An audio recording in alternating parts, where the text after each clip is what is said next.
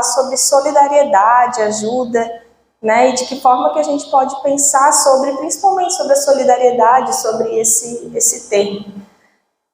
E enquanto eu ficava pensando a forma, né, de articular, quais as escolhas para vir aqui falar nesse tempo que a gente tem, de 20 minutos, eu fiquei pensando quanto esse momento de final de ano que a gente vive, ele vai aflorando na gente esse sentimento de solidariedade, né? O quanto a gente vai ficando tocado aí por esse final de ano, de Natal. E que bom que a gente tivesse esse sentimento em todos os momentos do ano, né? Tem uma música que eu gosto muito que diz que bom se fosse Natal todo dia, né? É tempo de paz, todo mundo é igual. E foi nesse sentido que então eu procurei, né, fazer uma escrita para pensar um pouquinho sobre solidariedade, além de buscar a própria terminologia no dicionário, mas o que também a gente pode pegar do Livro dos Espíritas, ou também de pesquisadores, de teóricos espíritas, né, para nos ajudar a pensar, e também concluir com uma passagem do Divaldo Franco, né, que é bastante importante para a gente, que um espírito encarnado que tem aí contribuído muito, né, para a doutrina.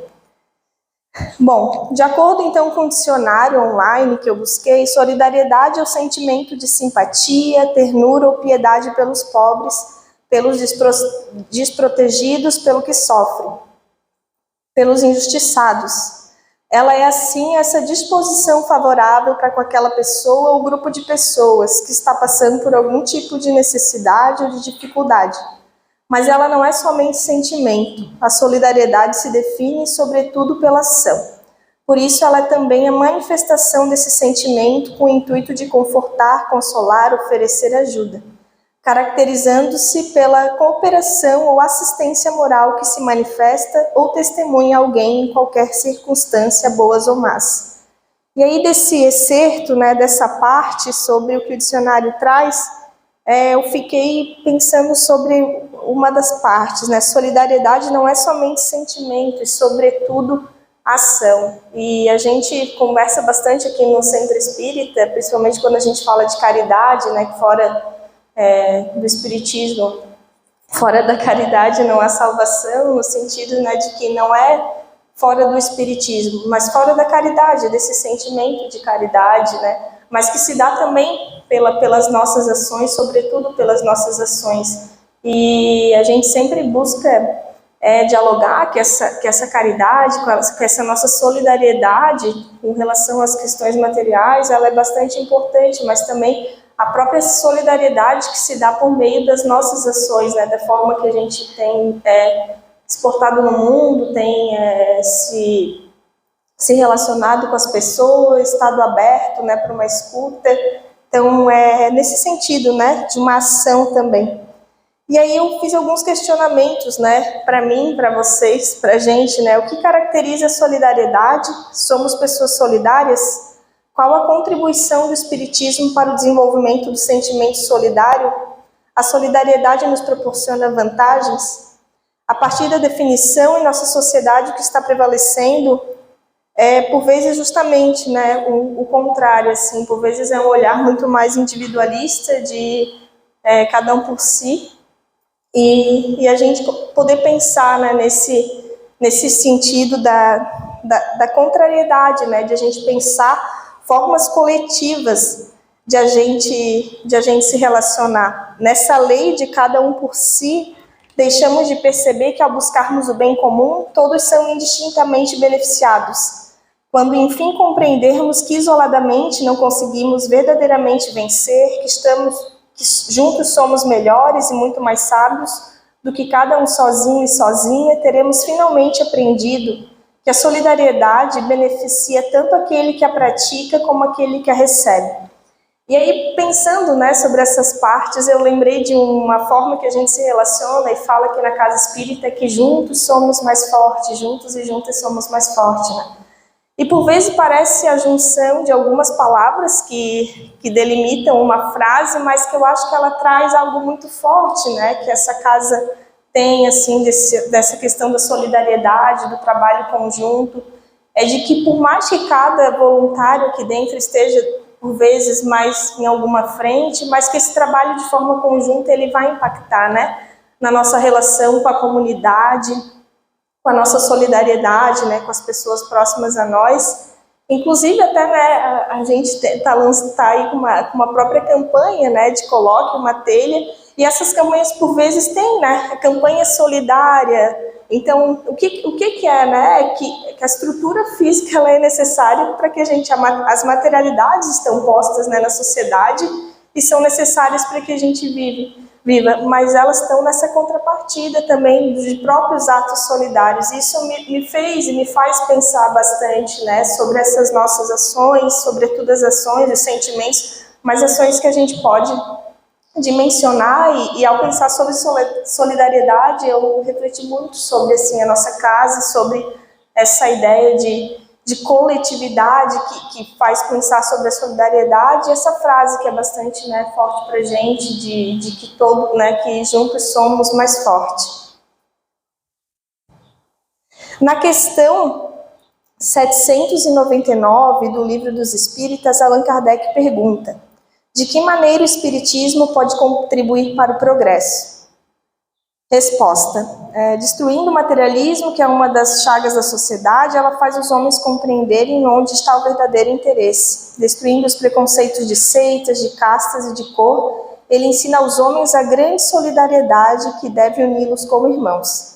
Será somente através desse interesse pelo bem-estar geral que conseguiremos, como sociedade, estabelecer uma nova ordem de convivência social, em que as necessidades naturais de todo o ser humano, alimentação, moradia, lazer, família, conhecimento, serão direitos garantidos a todos e a todas que renascerem. Também busquei num livro que foi escrito pelo francês Léon Denis, um dos principais continuadores do Espiritismo após a morte do Allan Kardec. O livro se chama O Problema do Ser, do Destino e da Dor. E ele vai falar o seguinte: ensina-nos que os homens são solidários uns com os outros, unidos por uma sorte e destino comum. As imperfeições sociais de que todos mais ou menos sofremos são os resultados de nossos erros coletivos no passado. Cada um de nós traz a sua parte da responsabilidade e tem o dever de trabalhar para o melhoramento do destino geral. A doutrina das reencarnações aproxima os homens mais do que qualquer outra crença, ensinando-lhes a comunidade de origens e fins, mostrando-lhes a solidariedade que os liga a todos no passado, no presente e no futuro. Diz-lhe que não há entre eles deserdados nem desfavorecidos, que cada um é filho de suas obras, senhor do seu destino.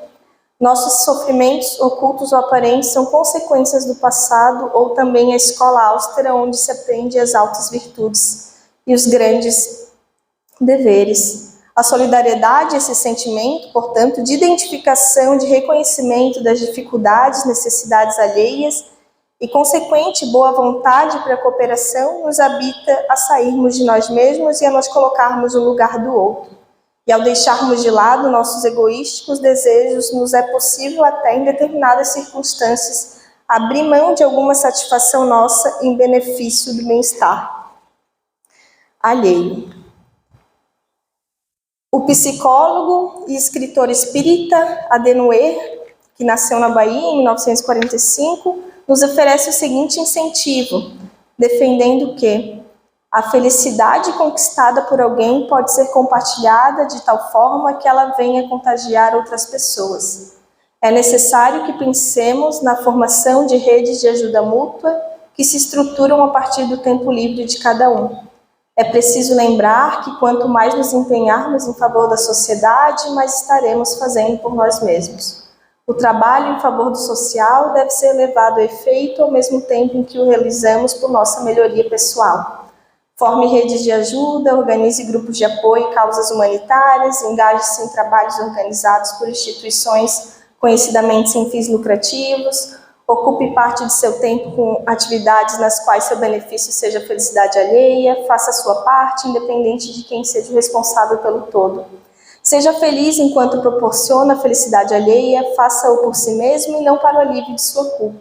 Sua culpa é uma questão interna e o trabalho em favor do próximo é algo externo. O sentimento de utilidade gerado no serviço à sociedade pode conectá-lo ao que há de melhor em si mesmo, fortalecendo-o para os momentos em que se defrontar com as dificuldades internas. Dessa forma, somos recompensados pelo bem que fazemos aos outros. Eu busquei, e acabei lendo, na íntegra para vocês, para deixar demarcado isso, que não é uma fala da Bárbara que está tendo essa percepção ou está falando dessa forma sobre a solidariedade, mas que há outras pessoas que também têm um conhecimento bastante amplo do Espiritismo que vão fazendo essa relação entre o interno e o externo, entre o eu e a sociedade, Essa ideia da solidariedade nessa relação, Eu penso que eu não posso ser solidário sozinho, A gente precisa pensar nessa relação entre eu e a sociedade. Eu faço parte, de uma sociedade, o quanto as minhas ações, enfim, vão impactando esse entorno. Então, nesse sentido de a gente pensar que há uma coletividade, tanto que até, para quem tiver interesse, aqui na casa a gente tem os grupos de estudos, e ao adentrar aí nos grupos de estudos a gente vai podendo ampliar e participar de outras frentes, que são momentos que eu acredito que é uma forma de solidariedade, que a gente doar o nosso tempo, estar aqui, seja no momento com as crianças, seja no atendimento à comunidade, seja nos momentos que a gente tem ali da cesta básica, das cegonhas do bem, no brechó. São formas de a gente ser solidário, que vai auxiliando tanto a sociedade quanto a gente no nosso melhoramento e na nossa reforma íntima.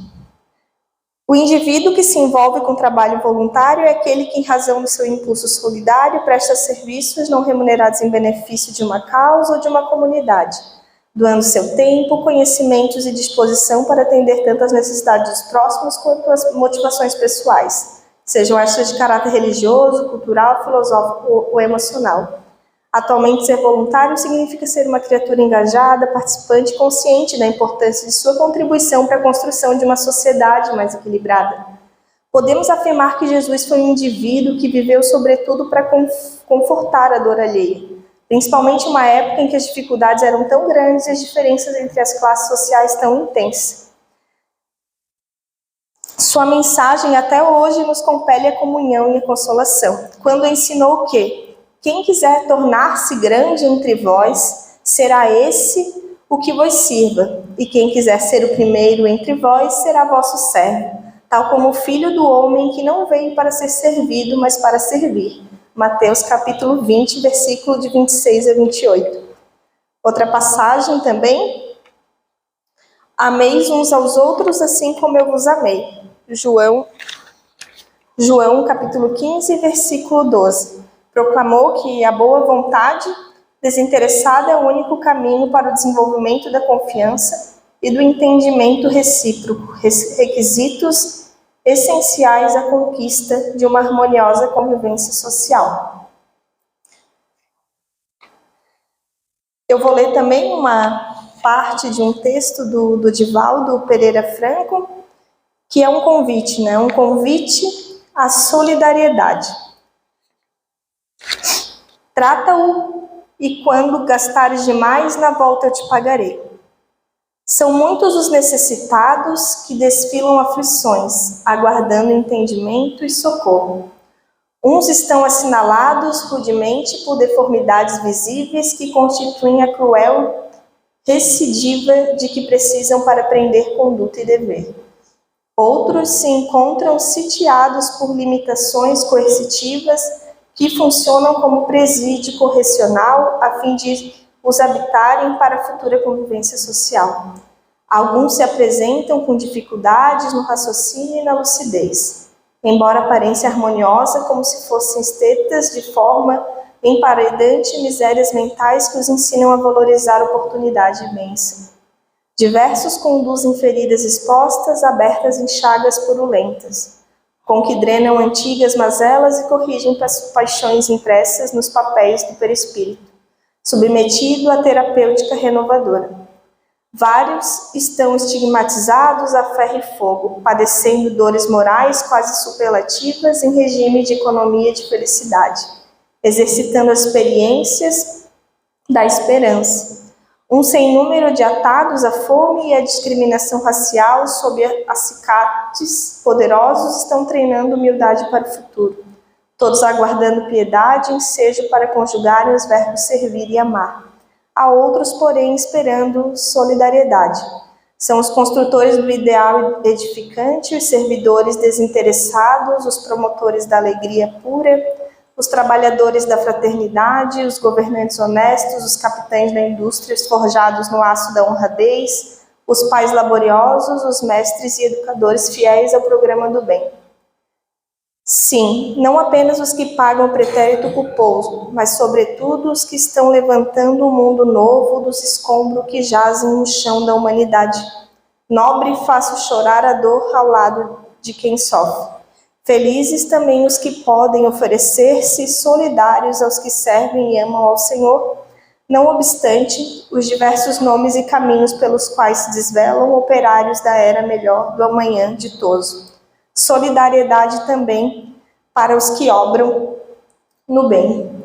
Então, o Divaldo ele vai escrevendo, claro, a partir aí, de todo o conhecimento que ele tem, fazendo esse convite para a gente, a solidariedade, que é o que eu pude ir percebendo e lendo essa relação nossa, do nosso interno com o nosso exterior, nossa relação com a sociedade, o quanto que a gente pode se doar, quanto que a gente pode contribuir com isso para o nosso melhoramento, para a nossa reforma íntima, para além de momentos pontuais, como agora, no período de Natal, também, mas não somente nesses momentos, mas que seja uma prática que faça parte da nossa vivência, nessa nossa oportunidade reencarnatória nesse momento. Eu acho que aliada à solidariedade, à própria caridade, que ela seja